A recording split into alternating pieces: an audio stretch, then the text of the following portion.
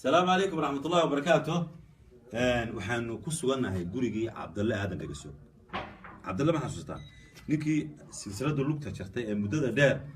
يعني xanuunsanayay geedka hoosti ciid cunayay markii la daawaday ee kaalme kuwan ay soo bandhigtay walaalo badan oo Soomaaliya ayaa ka dambaday wayna soo kaalmeeyeen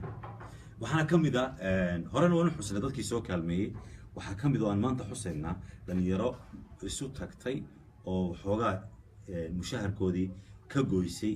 oo soo urursay lacag $500 muddo ka hor bishii 8 bil lacagta soo ururay laakiin maanta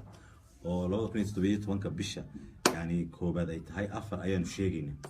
wadhaliyada shirkadda isgaarsiinta ee Telesom ayaana soo gaarsiiyay lacag dhan $500 $500 waxaana ka hawlgalay oo abaabulay lacagta oo ka soo ururiyay dhalinyarada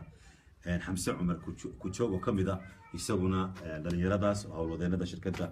Telesom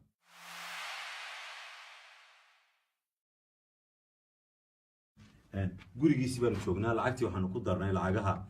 kala duwan ee lagu dhisayo ee laguna daryeelayo caafimaadkiisa Cabdalla wuxuu haystaa maanta yani guri iyo dhaqaale dheeraada iyo wax lagu daryeelo biidnina karim isaga ayaa maanta yani biila qoyskii iyo eheladii iyo dadkii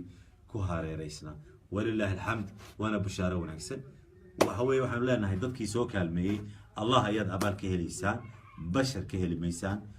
وانا مهندسنتي ما ندنا إلى خير هذه قابل مريو مقالدة وعقادة صاحبك تيري جامع عبدي وحنا إلى هذه يعني وعبد الملك الشيخ مسعود السلام عليكم ورحمة الله وبركاته.